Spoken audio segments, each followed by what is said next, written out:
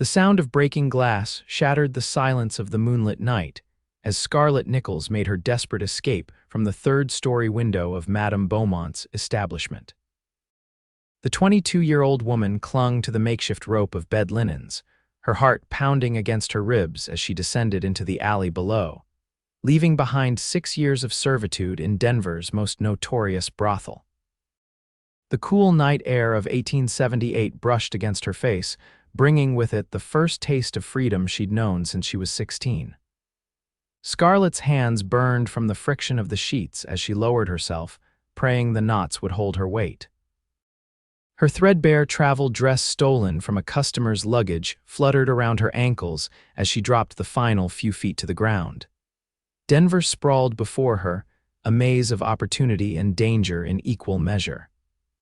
She had exactly $27 sewn into the hem of her dress, a small knife tucked into her boot, and a crumpled train schedule showing departures west to the Colorado frontier. Scarlett had overheard customers speaking of mining towns and cattle ranches where a woman might disappear, where Madame Beaumont's long reach might not find her. She moved swiftly through the back alleys, keeping to the shadows. Every sound, a dog barking, a door slamming, made her flinch. Madame Beaumont had powerful friends, including the chief of police, who wouldn't take kindly to losing one of the house's investments. Scarlett had seen what happened to girls who tried to leave. The memory of Lily's bruised face after her failed escape attempt still haunted her. Dawn was approaching as Scarlett reached the train station. She smoothed her dress, attempting to look respectable despite her windblown hair and dirty hem. She approached the ticket counter, forcing her voice to remain steady. "1 ticket to Silver Creek, please, the furthest stop west." The ticket agent barely glanced up. "That'll be $15. Train leaves in 20 minutes. As Scarlett counted out her precious money, she felt eyes on her. Looking up, she saw a well-dressed gentleman watching her from across the station. Her blood went cold, one of Madame Beaumont's regular customers. She turned away quickly, praying he hadn't recognized her without the elaborate hairstyle and painted face she wore at the establishment. The train whistle blew as Scarlett hurried to board, clutching her ticket.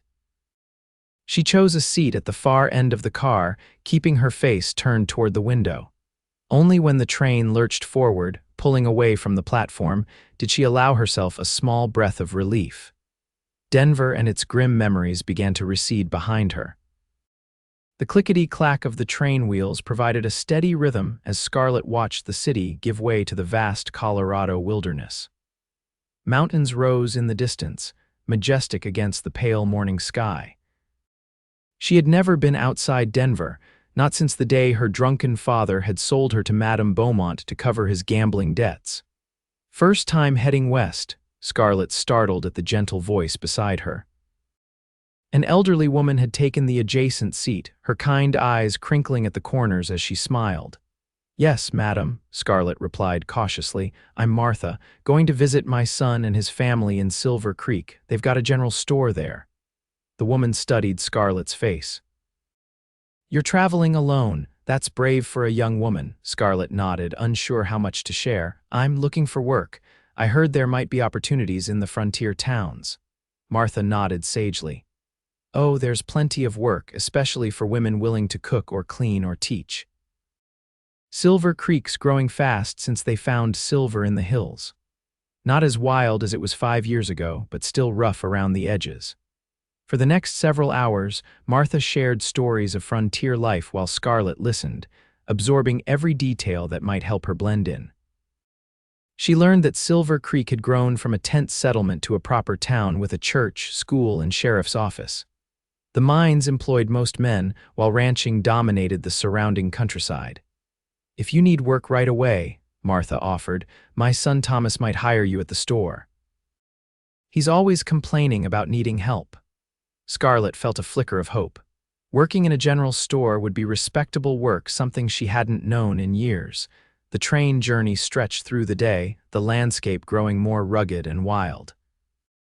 By late afternoon, the tracks wound through steep mountain passes where pine trees clung to rocky slopes. Scarlett's anxiety began to subside with each mile between her and Denver, replaced by a cautious anticipation. As dusk fell, the conductor walked through the car. Silver Creek, next stop. Silver Creek in 10 minutes, Martha patted Scarlett's hand. Well, this is us, dear. Stick with me and I'll introduce you to Thomas.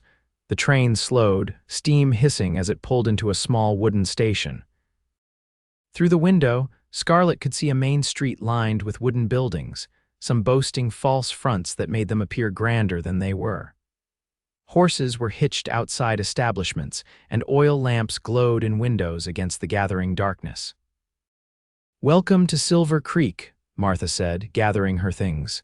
"Not much to look at compared to Denver, but it's got good people."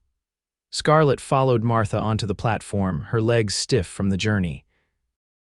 The air here was different, cleaner, tinged with pine and wood smoke instead of the coal and sewage smells of Denver. Martha waved to a middle-aged man approaching them. "Thomas, come meet my traveling companion. This is," she paused, looking at Scarlett expectantly. "Scarlett," she supplied, realizing she hadn't shared her name during their journey. "Scarlett Nichols." Thomas shook her hand firmly. "Welcome to Silver Creek, Miss Nichols. Any friend of Mother's is welcome here." As they walked toward a waiting wagon, Scarlett took in the town. Despite the approaching night, the saloon was alive with piano music and raucous laughter. Men in mining clothes walked the boardwalks alongside better-dressed townsfolk. A group of cowboys rode past, dust rising from their horses' hooves. "Thomas," Martha began as they climbed into the wagon, "Miss Nichols here is looking for work. I thought perhaps the store." Thomas frowned apologetically. "I'm sorry, Mother, but I just hired the Peterson girl yesterday. We don't have enough business yet for another clerk." Scarlett felt her hopes deflate. "It's all right, I can look elsewhere." "The Silver Palace Hotel might be hiring," Thomas offered as he flicked the reins, setting the horses in motion. "They're always looking for maids, especially with more miners coming in." Scarlett nodded gratefully, though inwardly she recoiled at the thought of cleaning rooms in another establishment where men paid for women's time. Too familiar, too dangerous. "You can stay with us tonight," Martha declared. "Tomorrow's soon enough to start looking."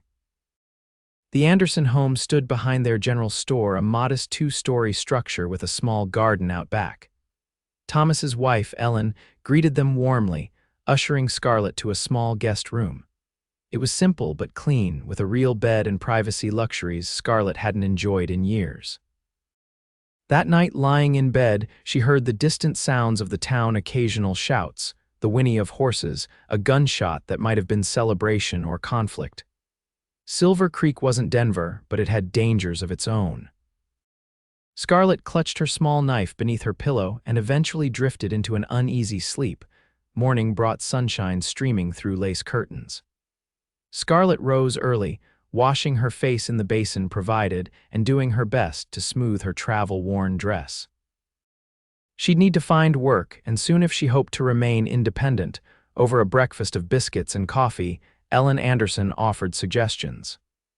The dressmaker, Mrs. Wilson, mentioned needing someone with fine stitching skills. "Or there's the school, they're looking for someone to help with the youngest children." Scarlett hesitated. Her education had been minimal even before Madame Beaumont, where the only reading material had been the occasional newspaper or dime novel left by customers. "I'm afraid I don't have much schooling," she admitted. "But I can sew, Madam," she caught herself. "My previous employer insisted we maintain our own garments. If the Andersons noticed her slip, they were too polite to mention it." Armed with directions to the dressmaker's shop, Scarlett set out to explore Silver Creek in daylight. The main street bustled with morning activity, merchants opening their shops, a blacksmith already at work at his forge, miners heading toward the hills that rose behind the town. The dressmaker's shop was a narrow building with a display window showcasing a blue silk dress that would have looked at home in Denver's finest establishments. Scarlett hesitated at the door, suddenly aware of how shabby she must appear. Before she could gather her courage, commotion erupted down the street. A team of horses pulling a heavy wagon had spooked, the driver struggling to control them as they thundered down the main street. Pedestrians scrambled to get out of the way, and Scarlett pressed herself against the dressmaker's doorway. The runaway wagon barreled past, but one horse broke free from its traces, veering toward the boardwalk where Scarlett stood frozen in terror. Just as the animal was about to crash into her, strong arms encircled her waist, yanking her back into a sheltered doorway. Scarlett found herself pressed against a broad chest, the scent of leather and horses filling her nostrils as the loose horse galloped past, missing them by inches. "Are you all right, miss?" a deep voice asked, the arms around her loosening as she regained her footing. Scarlett looked up into the most striking face she'd ever seen. Her rescuer stood over 6 feet tall, with sun-bronzed skin and eyes the color of a summer storm.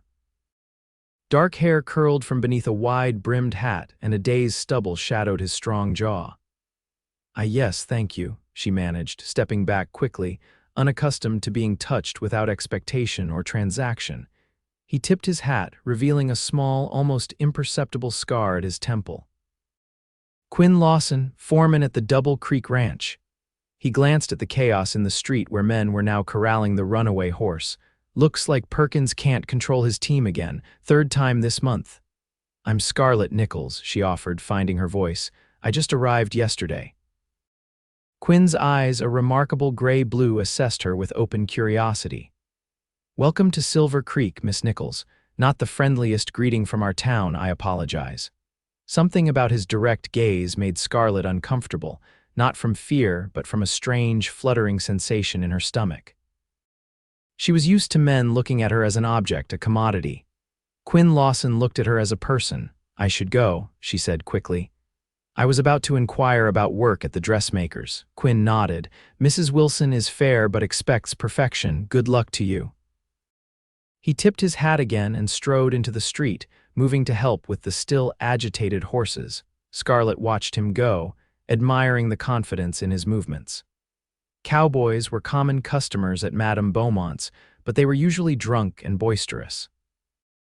Quinn Lawson had an assurance about him that spoke of competence and leadership. Shaking off her distraction, Scarlett entered the dressmaker's shop. A bell tinkled overhead, and a thin woman with silver-streaked hair looked up from a cutting table. "May I help you, Mrs. Wilson?"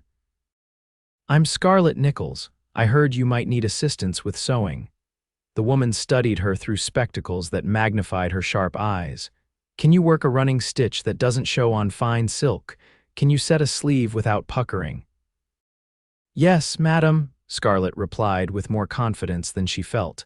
Mrs. Wilson handed her a scrap of expensive-looking blue fabric and a needle already threaded with matching silk thread. "Show me." Under the dressmaker's critical gaze, Scarlett demonstrated her stitching, honed through years of mending delicate garments that couldn't afford to show obvious repairs. After examining her work, Mrs. Wilson gave a curt nod. "You'll do. I need help with finish work, hems, buttons, final details." 6 days a week, 8 until 6, half-day Saturday, room and board included if you need it. I've got a small apartment above the shop. Relief washed over Scarlett. "Thank you, Mrs. Wilson. I would be grateful for both the work and lodging. $2 a week to start, plus room and board. If you prove yourself, we'll discuss a raise. You can move in today and start tomorrow morning." The terms were modest but fair and, most importantly, respectable. By midday, Scarlett had returned to the Andersons to collect her few belongings and express her gratitude for their kindness.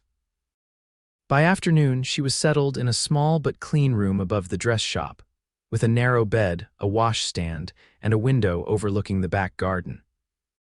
For the first time in 6 years, Scarlett fell asleep in a room that was truly her own, without the expectation of intrusion, without the dread of what the night might bring. It was a simple freedom, but profound. The next weeks passed in a blur of routine and gradual adjustment. Mrs. Wilson proved demanding but fair, teaching Scarlett finer techniques and entrusting her with increasingly complex work as her skills improved. The dressmaker asked few questions about Scarlett's past, a courtesy that suggested she might have guessed some of it, but chose not to pry. Silver Creek revealed itself as a town of contradictions. Its main street boasted both a church and 3 saloons. Respectable townswomen shopped alongside painted ladies from the Crystal Palace, the town's primary brothel. Miners with gold dust in their pockets rubbed shoulders with cowboys from surrounding ranches. Scarlett kept to herself, speaking when spoken to but volunteering little information. Some nights she startled awake, certain she heard Madame Beaumont's voice or the heavy tread of a customer on the stairs. But each morning, the mountain sunlight streaming through her window reminded her that she was in a different world now. She occasionally saw Quinn Lawson in town, usually accompanied by other cowboys from the Double Creek Ranch. Once he tipped his hat to her as they passed on the boardwalk. Another time she glimpsed him through the shop window, deep in conversation with the sheriff. Each sighting left her with that same strange, fluttering sensation. On a crisp Saturday afternoon in late September, with the aspen trees turning gold on the mountainsides, Mrs. Wilson dismissed Scarlett early. "The ranch wives won't be in for fittings today. They're all preparing for the harvest dance tomorrow night," the dressmaker explained. "You should go. The whole town attends. Good way to meet people." Scarlett hesitated. "I don't have anything suitable to wear, Mrs." Wilson studied her thoughtfully. "There's that green calico we finished for Mrs. Henderson. She won't collect it until next week, and you're about her size. You could wear that carefully, of course." The unexpected kindness brought tears to Scarlett's eyes. "Thank you, Mrs. Wilson." "That's very generous." "Posh," the older woman said, waving away the gratitude. "You've earned a night out. You work harder than any assistant I've had." The next evening found Scarlett standing nervously before the small mirror in her room, hardly recognizing herself. The green calico dress was the finest thing she'd worn since before her father sold her, the fabric crisp and new against her skin. Mrs. Wilson had helped her style her hair, pinning the dark chestnut waves into a simple but elegant arrangement. The town hall was transformed for the harvest dance, with lanterns strung across the ceiling and autumn flowers decorating every available surface. A small band played lively tunes as couples whirled around the wooden floor. Scarlett hovered at the edge of the gathering, watching the festivities with a mixture of longing and trepidation. Miss Nichols. The now familiar deep voice behind her sent a jolt through her body. "You look lovely tonight." She turned to find Quinn Lawson standing there, dressed in clean dark trousers and a white shirt, his usual hat absent to reveal thick dark hair combed neatly back from his forehead. "Mr. Lawson," she acknowledged, hoping the dim lighting concealed her blush. "Thank you," he offered his arm. "Would you care to dance? Unless you're waiting for someone, I'm not waiting for anyone." The words carried more meaning than she intended, a reflection of her solitary existence. Quinn led her to the dance floor as the band started a waltz. His hand at her waist was warm and steady, maintaining a respectful distance as they moved to the music. Unlike many men Scarlett had encountered, his touch held no suggestion of ownership or entitlement. "The town's been talking about Mrs. Wilson's new assistant," he said as they danced. "They say you have magic in your fingers with needle and thread." "Hardly magic," Scarlett replied, "just practice and attention to detail. Where did you learn, if you don't mind my asking?" The innocent question struck too close to memories Scarlett wished to forget. She missed a step and Quinn's hand tightened slightly at her waist to steady her. "I'm sorry," he said quickly. "I didn't mean to pry. It's all right." Scarlett focused on the simple movement of the dance, 1, 2, 3, 1, 2, 3. "I learned because I had to." Sometimes necessity is the best teacher. Quinn nodded, accepting her vague answer without pressing further. As the waltz ended, he guided her toward the refreshment table where punch and cookies were laid out. "Have you been to Silver Creek before?" he asked, handing her a cup of punch. "No." "This is my first time in the mountains. I'm from Denver originally." It wasn't exactly a lie.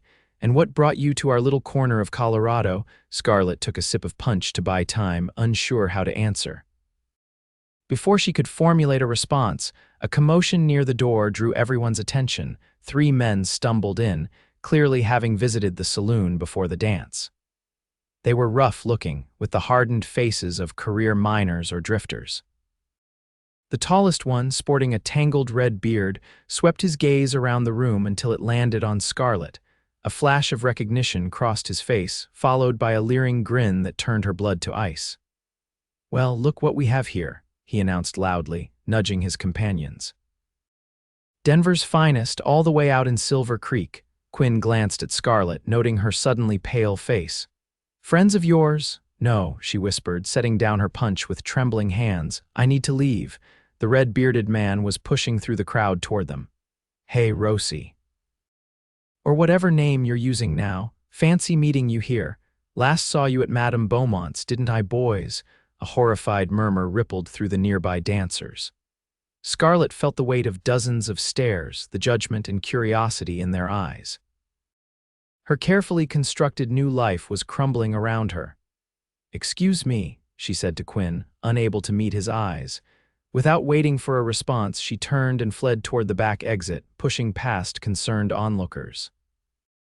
The cool night air hit her face as she burst outside, tears blurring her vision. She heard the door open behind her but didn't turn, expecting to find the red-bearded man or perhaps a scandalized Mrs. Wilson come to dismiss her. Instead, Quinn Lawson's gentle voice reached her. Scarlett, wait. She stopped but couldn't face him, shame burning through her. Please, just let me go. Let me walk you home at least, he said, coming to stand beside her. It's not safe for a woman alone at night. A bitter laugh escaped her. I think we both know I've faced worse dangers than a dark street. Quinn was quiet for a moment. Then he removed his jacket and placed it around her shoulders, the warmth of it enveloping her like an embrace. What happened in there doesn't change who you are now, he said simply. The unexpected acceptance in his voice broke something inside Scarlett. Tears flowed freely down her face. You don't understand. Everyone will know by morning. Mrs. Wilson will dismiss me. No respectable shop can employ a woman like me.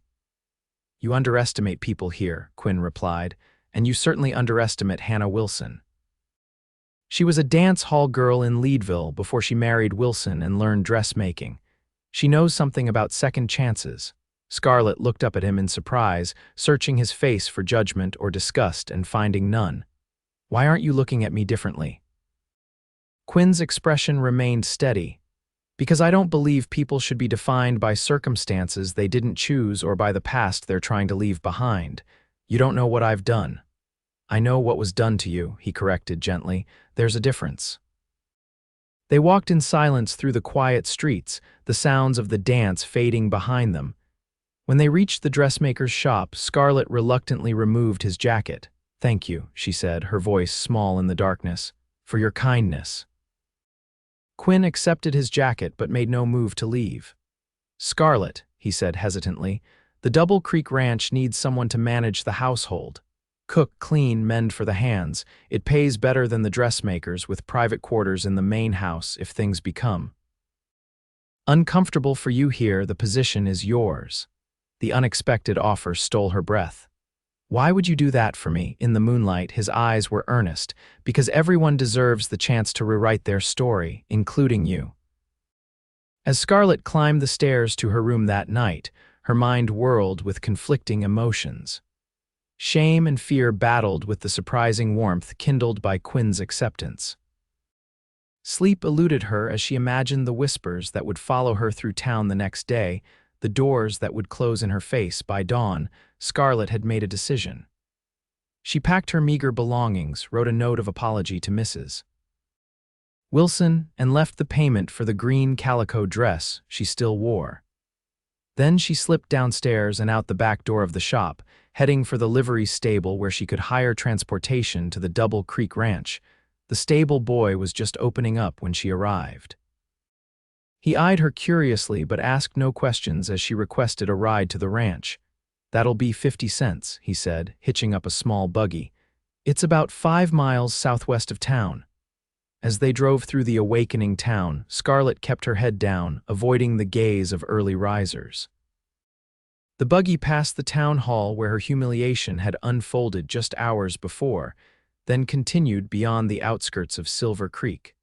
The landscape opened up into rolling grasslands dotted with stands of aspen and pine. In the distance, snow-capped mountains formed a majestic backdrop against the clear blue sky. Despite her anxiety, Scarlett couldn't help but admire the wild beauty surrounding her. The Double Creek Ranch announced itself with a large wooden arch spanning the road. The brand of the ranch, two wavy lines representing creeks carved into the crossbeam. Beyond stretched well-maintained fences enclosing horses and cattle, a large barn, bunkhouse, and at the center, a two-story house built of solid timber. The stable boy deposited Scarlett at the front porch. "Good luck, miss," he said with a tip of his cap before turning the buggy around. Scarlett stood frozen, her small bag clutched in her hands, suddenly doubting her impulsive decision. What if Quinn had only made the offer out of pity? What if he'd changed his mind in the light of day? Before she could retreat, the front door opened to reveal a gray-haired woman with kind eyes and flour-dusted hands. "Can I help you, dear?" "I am looking for Mr. Lawson," Scarlett managed. "Quinn Lawson. He's out with the men checking the north pasture, should be back for midday meal." The woman studied Scarlett's face. "You must be Miss Nichols. Quinn mentioned you might be coming. I'm Mrs. Sullivan, the cook, though not for much longer. These old bones are heading back to St. Louis next week to live with my daughter." Relief flooded through Scarlett. "He told you about me. Rode in at dawn and said to expect you. Come in, come in. Let me show you around while we wait for him." The ranch house was spacious and well built, with a large kitchen, dining room, and comfortable sitting area on the first floor. "Upstairs, Mrs. Sullivan showed Scarlett to a bedroom at the end of the hall. "This would be yours," she explained.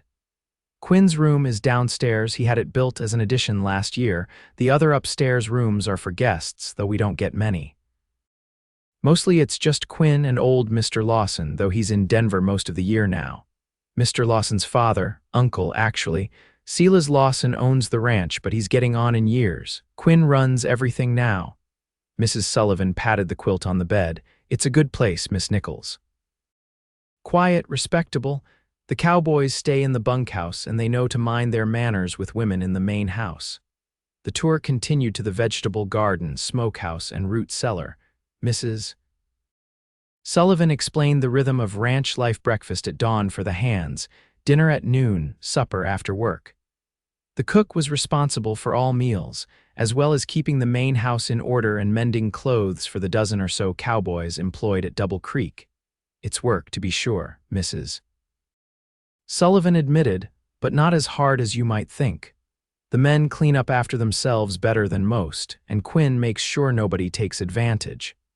By the time they returned to the kitchen to prepare the midday meal, Scarlett felt cautiously optimistic. The ranch offered isolation from town gossip and a fresh start among people who might not have heard about her past. She was helping Mrs. Sullivan knead bread dough when the kitchen door opened, and Quinn entered, bringing with him the scent of horses and open air. His eyes found Scarlett immediately, a relieved smile spreading across his face. "You came," he said simply. "I hope that's still all right," Scarlett replied, wiping flour from her hands. "More than all right." Quinn removed his hat, running a hand through his hair. "Mrs. Sullivan giving you the grand tour?" "Indeed I have," the older woman confirmed. "And she's already proving handy in the kitchen. Now, if you two will excuse me, I need to fetch something from the root cellar." When they were alone, Quinn stepped closer to Scarlett. "I was worried when I rode by the dress shop this morning and saw a crowd gathering.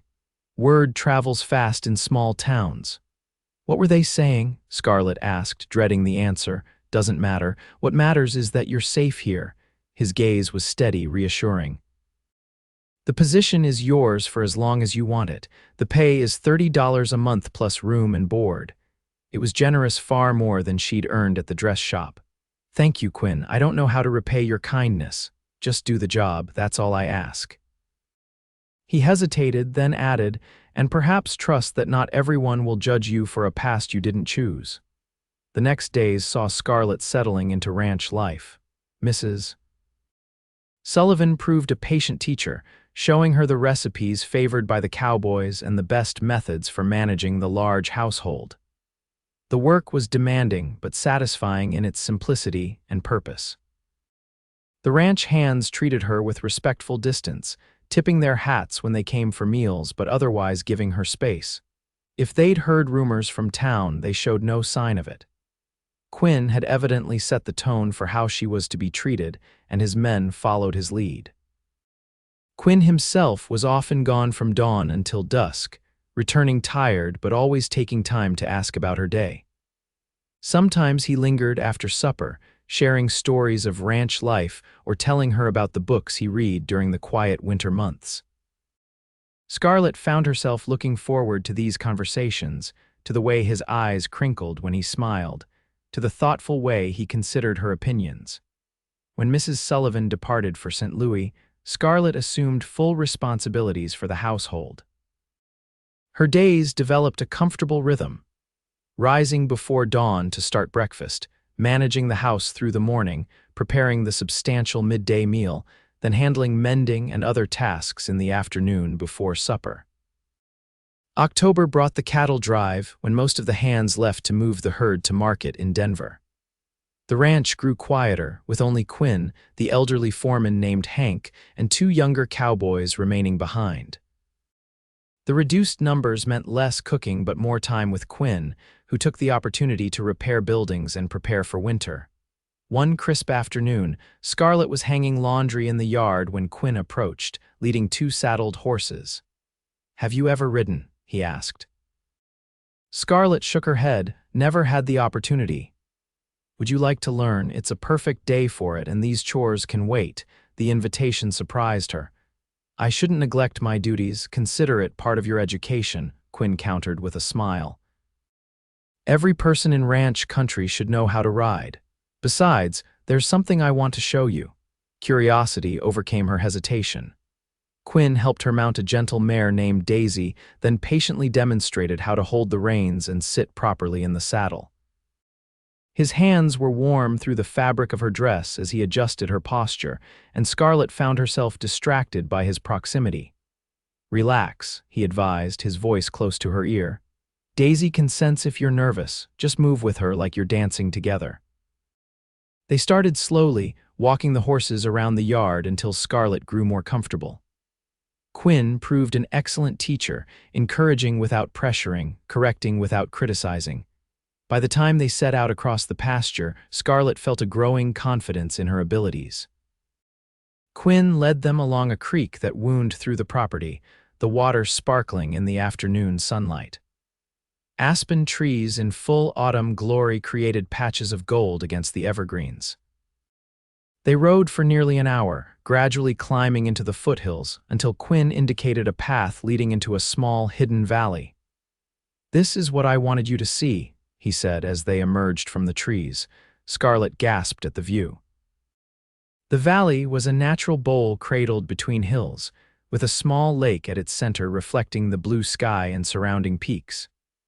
Wildflowers still bloomed in protected pockets, creating splashes of purple and yellow among the grasses. "It's beautiful," she breathed, dismounting awkwardly when Quinn helped her down. Her legs felt strange after the ride, but the discomfort was worth it for this vista. Quinn spread a blanket he'd brought in his saddlebag, then unpacked a simple lunch of bread, cheese, and apples. They sat together, the horses grazing nearby, as he explained that this valley was his favorite place on the ranch. "My uncle Silas brought me here when I first came to live with him," Quinn said, looking out over the peaceful scene. "I was 12, newly orphaned. My parents died in a fire back in Missouri. Silas was my father's brother, and he took me in even though we'd never met. I was angry at the world, refusing to talk to anyone. He brought me here and just sat with me for hours, not saying a word until I finally started to cry. Then he told me that some things in life couldn't be fixed or explained, but that didn't mean there wasn't still beauty to be found." The personal story touched Scarlett deeply. "Your uncle sounds like a wise man. He is, tough but fair. Taught me everything I know about ranching and about being a man of my word." Quinn glanced at her. "He'll like you when you meet him. He's coming for Christmas." "If I'm still here," Scarlett said without thinking. Quinn's expression grew serious. "Are you planning to leave?" "No, I just—" She trailed off, unsure how to explain the constant fear that her past would find her again, that this haven would prove temporary like all good things in her life. "Scarlett," Quinn said gently, "I hope you'll stay. The ranch is better with you here." The men actually look forward to meals now instead of just enduring them. The house feels like a home again. His sincere words warmed her more than the autumn sunshine. For a moment, she allowed herself to imagine a future here, seasons turning, years passing, a place where she belonged. "Tell me something about yourself," Quinn requested. "Something from before, not the bad parts, something good you remember." Scarlett considered the question, surprised to find memories that weren't tainted by what came later. "My mother taught me to identify wildflowers when I was very young. Before she died of consumption. She knew all their names and what they could be used for: medicines, dyes, teas. I'd forgotten that until now," Quinn smiled. "See, not everything from before is worth forgetting." They stayed in the valley until the sun began its descent toward the western peaks, casting long shadows across the grass. The ride back to the ranch was companionable, Scarlett already more comfortable on horseback. As Quinn helped her dismount in the ranch yard, his hands lingered at her waist a moment longer than necessary. Their eyes met, and something unspoken passed between them, a recognition of growing feelings neither was ready to name. "Thank you for today," Scarlett said softly. "It was perfect." Quinn nodded, a faint color touching his cheekbones. "We'll do it again soon."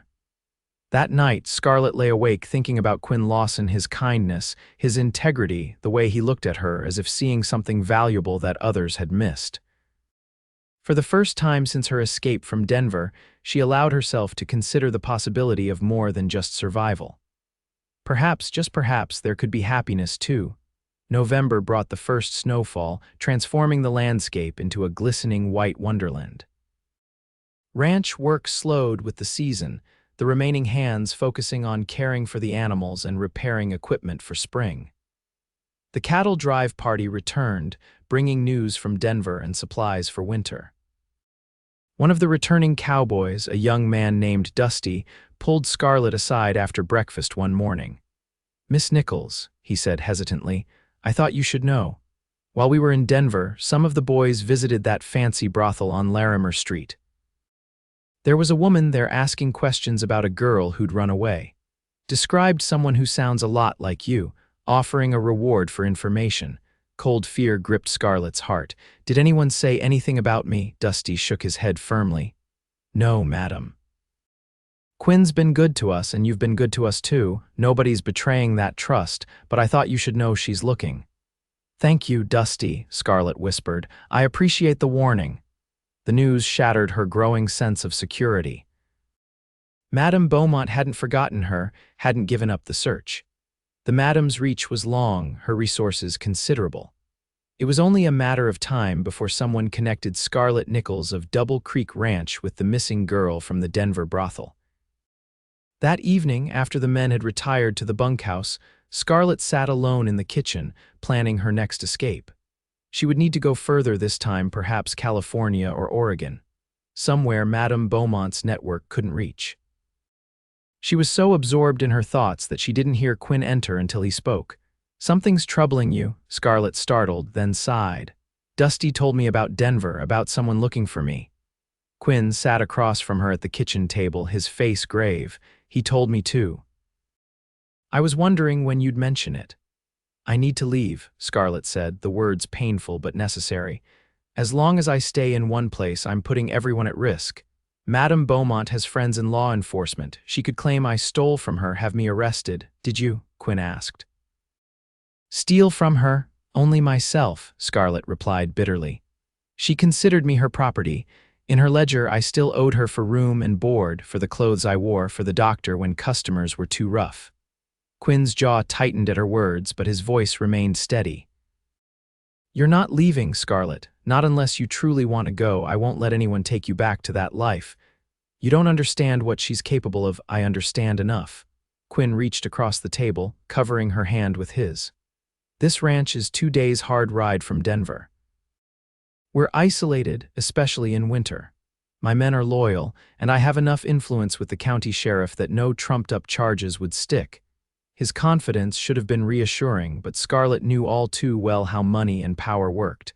"I can't ask you to take that risk for me." "You're not asking, I'm offering." Quinn's eyes held hers. Scarlett, when you came here, I offered you a job because I wanted to help, but these past weeks you've become important to me, more than I expected, more than might be wise."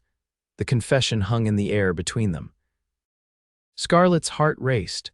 "Quinn, you don't want someone like me. My past is your past," he interrupted firmly. "I care about who you are now, the woman who works sunrise to sunset without complaint, who learned to ride and isn't afraid of hard work, who makes this place feel like home again." Tears pricked at Scarlett's eyes. "I don't know how to be loved," she admitted. "I've never seen a good example of it." Quinn stood, moving around the table to kneel beside her chair. "Then let me show you," he said softly. "Not all at once, day by day, no expectations, no demands. Just two people learning together." In that moment, looking into his honest eyes, Scarlett made her choice. She would not run again. Instead, she would stand her ground, fight for this new life, for the possibility of happiness with this good man. "Day by day," she agreed, her voice trembling slightly. "I'd like that." Quinn smiled, then slowly, giving her time to withdraw if she wished, he leaned forward and placed a gentle kiss on her forehead. The tender gesture brought fresh tears to Scarlett's eyes, tears not of sorrow, but of wonder at the possibility of a future she'd never dared imagine. Winter settled over the Double Creek Ranch, snow blanketing the pastures and drifting against the buildings. The world contracted to the warm circle of the ranch house, the flicker of lamplight against frosted windows, the crackle of fires in stone hearths. Outside, the mountains stood sentinel, white peaks gleaming against impossibly blue skies. True to his word, Quinn courted Scarlett with patient consideration. They read together in the evenings, Quinn introducing her to his favorite books, helping her improve her reading skills without ever making her feel inadequate. On clear days, they rode out across the snow-covered landscape, Quinn teaching her to track animals and identify trees by their winter silhouettes. Sometimes he brought her small gifts, a ribbon from his trip to the general store, wildflower seeds saved from autumn to plant in spring, a journal bound in soft leather for her to record her thoughts. Each offering was thoughtful rather than extravagant, respecting her discomfort with expensive presents that reminded her of transactions rather than affection. As December progressed, the ranch prepared for Christmas. Scarlett baked cookies and pies, filling the house with the scents of cinnamon and ginger. Quinn and the men brought in a pine tree, setting it up in the corner of the sitting room where Scarlett decorated it with strings of dried berries and paper ornaments she crafted in the evenings. A week before Christmas, Quinn's uncle Silas arrived from Denver, bringing with him gifts and news. Silas Lawson proved to be a robust man in his 60s with Quinn's same gray-blue eyes and direct manner. He observed Scarlett carefully but kindly, asking about her work at the ranch without prying into her past. On Christmas Eve, after the hands had enjoyed a special supper and returned to the bunkhouse with gifts of tobacco and new gloves, Silas, Quinn, and Scarlett sat before the fire in the sitting room. The tree glowed with candles, presents wrapped in brown paper tucked beneath its branches. "This is the finest Christmas this old house has seen in many years," Silas declared, sipping his whiskey. "You've brought life back to the place, Miss Nichols." Scarlett smiled, warmed by the praise. "Thank you, Mr. Lawson. I've found great happiness here." Silas exchanged a meaningful glance with his nephew. "I can see that, and I believe my nephew has found something here as well." He set down his glass. "Which reminds me I have some news that couldn't wait until morning." Quinn raised an eyebrow. "Good news or bad, depends on how you look at it."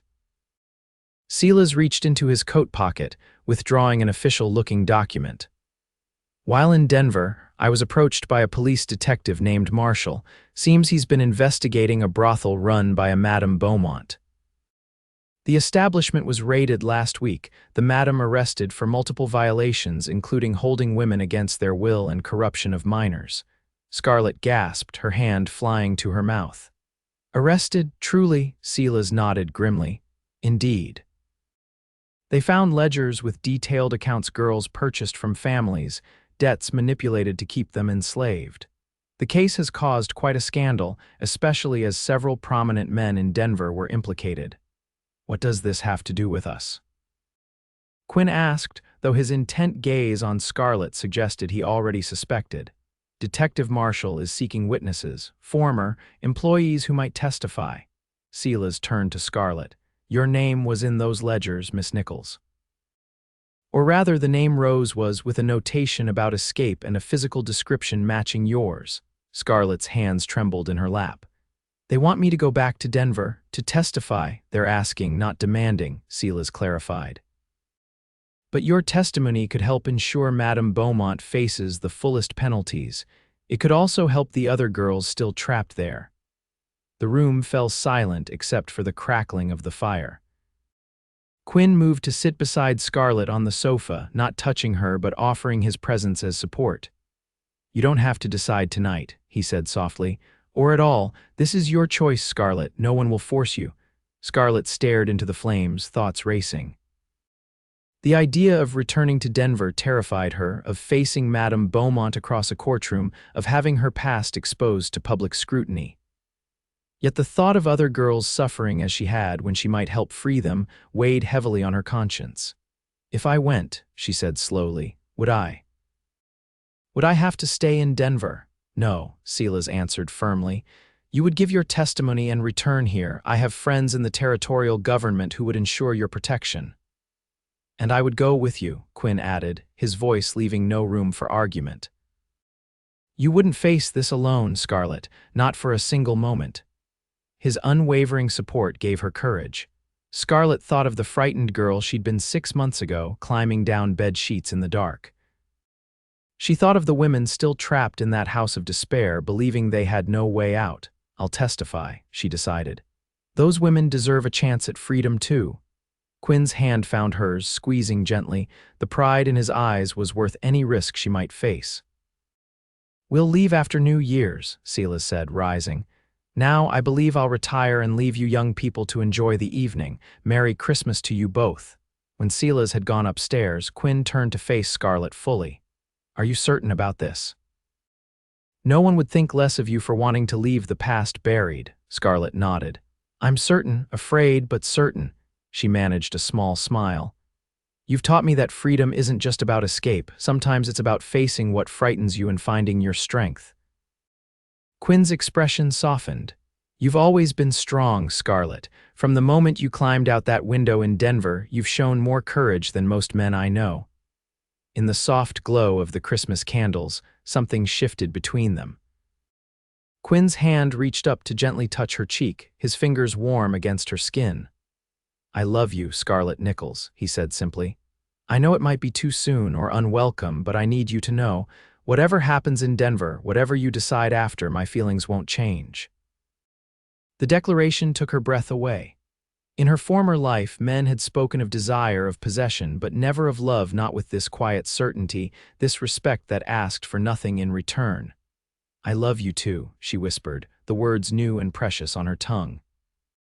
I didn't know what that meant until I came here, until you showed me what it feels like to be valued for who I am, not what I can provide. Quinn leaned forward slowly, giving her time to retreat if she wished. When she didn't, his lips met hers in a gentle kiss that held promise rather than demand. Scarlett's eyes fluttered closed as she allowed herself to experience the simple joy of being kissed by someone she loved, someone who loved her in return. When they parted, Quinn pressed his forehead to hers. Merry Christmas, Scarlett. Merry Christmas, Quinn, she replied, feeling truly blessed for the first time in her memory. The journey to Denver in early January proved less daunting than Scarlett had feared. Quinn remained constantly at her side, while Silas handled the practicalities of travel and accommodations. They stayed not in a hotel but in the comfortable home of Silas's longtime friend, a judge who supported the prosecution of Madame Beaumont. Denver had changed little in the months since Scarlett's escape, yet she viewed it through different eyes now. The city streets that had once seemed so threatening now appeared merely busy. The shadow of Madame Beaumont's establishment no longer loomed over her thoughts. Detective Marshall proved to be a serious man with kind eyes who treated Scarlett with respect as he prepared her for testimony. She learned that she was not the only former employee who had come forward. 3 others had been found, women who had either escaped or been discarded when they grew too old or ill to attract customers. The trial lasted 5 days. Scarlett testified on the third, describing in careful terms the conditions of her captivity, the manipulation of debts, the punishment of girls who tried to escape. She did not look at Madame Beaumont as she spoke, focusing instead on Quinn's steady presence in the courtroom, drawing strength from his unwavering support. When the verdict came down guilty on all counts, with a sentence of 15 years in the territorial prison, Scarlett felt not triumph but a profound sense of closure. The woman who had controlled her life for so long was powerless now, unable to hurt her or other young women again.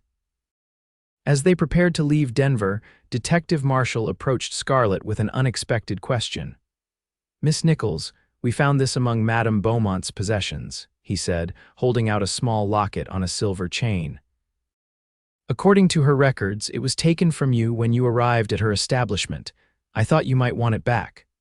Scarlett accepted the locket with trembling hands. Inside was a tiny portrait of her mother, the only possession she had valued when her father sold her to the brothel. Madame Beaumont had confiscated it, claiming it encouraged sentimental attachment to the past. "Thank you," she whispered, tears filling her eyes. "I never thought I'd see this again." Quinn helped her fasten the locket around her neck, his fingers gentle against her skin. "A piece of your past worth keeping," he murmured. The return journey to Double Creek Ranch felt like a true homecoming. As the mountains came into view, Scarlett experienced a sense of belonging she had never known before. The ranch house welcomed them with smoking chimneys and lamplight in the windows, the foreman Hank having kept everything running smoothly in their absence. Life resumed its peaceful rhythm.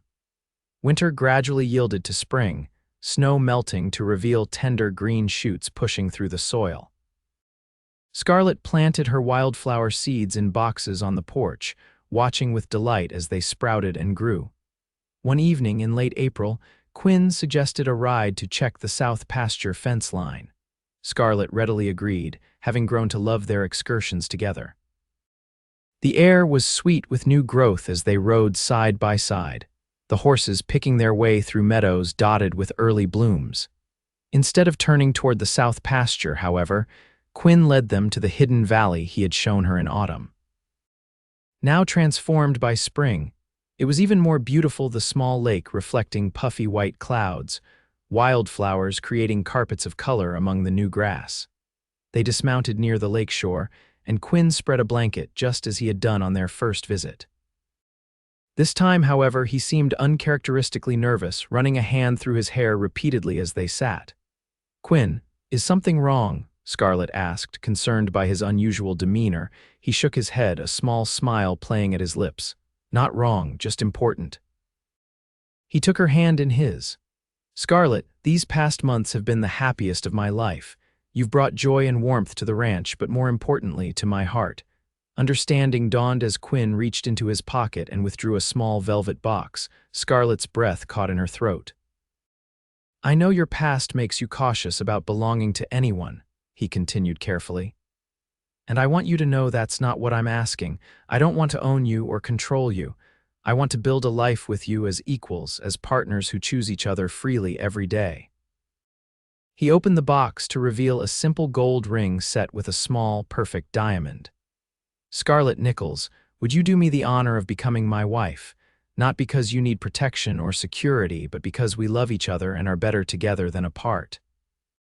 Tears of joy spilled down Scarlett's cheeks as she looked from the ring to Quinn's hopeful face. In this moment, she felt the full measure of her journey from captivity to true freedom, from isolation to belonging, from fear to love. "Yes," she answered without hesitation. "Yes, Quinn, I will marry you." His face lit with joy as he slipped the ring onto her finger. Then he gathered her into his arms, his kiss conveying all the emotion words could not express. When they eventually parted, Scarlett rested her head against his chest, listening to the strong, steady beat of his heart. "I never imagined this life was possible for me," she confessed. "A home, love, a future without fear." Quinn stroked her hair gently. "You made it possible, Scarlett. The moment you climbed out that window in Denver, you chose freedom, Everything since has been your courage, your strength, and your belief in me," she added, looking up at him, "when I couldn't believe in myself." They stayed in the valley until sunset painted the mountains in shades of gold and rose. As they rode back to the ranch, Scarlett's heart was full with the knowledge that her escape had led not just to physical freedom, but to the discovery of what freedom truly meant: the ability to choose her own path, to love and be loved without condition or constraint. They married in June, beneath an arbor of wildflowers in the hidden valley. Silas returned from Denver to stand with Quinn, while Mrs. Sullivan made the journey from St. Louis to support Scarlett. The ranch hands cleaned up impressively for the occasion, and even the stern Mrs. Wilson traveled from Silver Creek to attend, bringing with her a wedding dress she had created especially for Scarlett, a simple but elegant gown of ivory silk that made her feel like the bride she had never expected to be. After the ceremony, a feast was laid out on long tables in the ranch yard. Music from fiddles and guitars filled the air as the celebration continued into the evening. Scarlett danced with her new husband beneath lanterns strung from tree to tree, surrounded by people who had become her family through choice rather than blood. As night fell and the guests began to depart, Quinn led Scarlett to the porch where they could watch the stars appearing one by one in the vast Colorado sky. "Happy?" he asked, his arm around her waist. "More than I knew was possible," she answered truthfully. "And you?" Quinn's smile was tender as he tucked a strand of hair behind her ear. "I have everything I could ever want right here." They stood together in comfortable silence, contemplating the future stretching before them, seasons of work and rest, joy and challenges shared between equal partners. Scarlett touched the locket at her throat, a tangible connection to her past, then placed her other hand over Quinn's heart, her diamond ring catching the lamplight from the windows. In that moment, Scarlett understood with perfect clarity that her journey had been leading her here all along, not just to a place, but to this man, this love. This life built on mutual respect and genuine affection. She had escaped the only life she'd known, and Quinn Lawson had indeed shown her what freedom felt like. Not just freedom from captivity, but freedom to build something beautiful from the ashes of her past. As Quinn's lips found hers in a gentle kiss, Scarlett surrendered to the happiness she had earned through courage and perseverance. The girl who had climbed down knotted sheets in the dark was gone, replaced by a woman who stood proudly in the light, loved and loving, finally and truly free. Years passed, turning like pages in the story of their life together. The Double Creek Ranch prospered under their joint stewardship, expanding its herds and reputation. Scarlett used her sewing skills to establish a small but successful business making fine clothing for ranchers' wives throughout the territory. The profits she earned were hers alone, a point Quinn insisted upon, understanding her need for independence alongside their partnership. Their family grew with the arrival of twin daughters in their second year of marriage. Emma and Grace Lawson inherited their father's storm-gray eyes and their mother's determined spirit. Scarlett found in motherhood yet another kind of freedom, the ability to raise her daughters with love and strength, to teach them their own worth was not determined by others. When the girls were 5, Quinn's uncle Silas passed away peacefully in his sleep while visiting the ranch. He left the Double Creek entirely to Quinn and Scarlett, along with a substantial sum to ensure the education of their daughters, so they might have every opportunity denied to their mother. As Colorado progressed from territory to statehood, the area around Silver Creek developed rapidly. Quinn and Scarlett became respected community leaders, using their influence to establish a women's shelter in the growing town, a place where those escaping difficult circumstances could find support and a fresh start. Scarlett served on its board, sharing her own story when it might help others find courage. On their 10th wedding anniversary, Quinn surprised Scarlett with a deed to the hidden valley where he had proposed. He had purchased the adjoining land to ensure it remained undeveloped, a private sanctuary for their family. Together they built a small cabin there, a retreat where they could escape the bustle of ranch life and reconnect with each other. In that cabin, on cool autumn evenings with their daughters sleeping nearby, they would sit before the fire and sometimes speak of how far they had come. Scarlett, once a frightened girl with no options, had blossomed into a confident woman with a loving family, purposeful work, and the respect of her community. Quinn, once a lonely rancher, had found in Scarlett a partner who challenged and completed him. Do you ever regret it? Scarlett asked once, watching the firelight play across her husband's still handsome face, now bearing the lines of a decade's weather and laughter. Marrying someone with my history, Quinn's response was immediate and sincere. I only regret the suffering you endured before we met. But I could never regret loving you, Scarlett. You are the greatest freedom I've ever known, freedom from loneliness, from doubt, from a life half-lived. His words echoed the truth she had discovered in their years together. That freedom was not simply the absence of constraint, but the presence of possibility, of choice, of love freely given and received. In escaping her captivity, Scarlett had found not just safety but a life rich with meaning and joy, a life where her past informed but did not define her future. As they watched their daughters grow into strong, independent young women, as they built their ranch and their community together, Scarlett and Quinn Lawson embodied the promise of the frontier, not just the taming of wild lands, but the discovery that even wounded hearts could find healing in the vast, open spaces of the West, where second chances waited like wildflowers after rain, resilient and beautiful against all odds.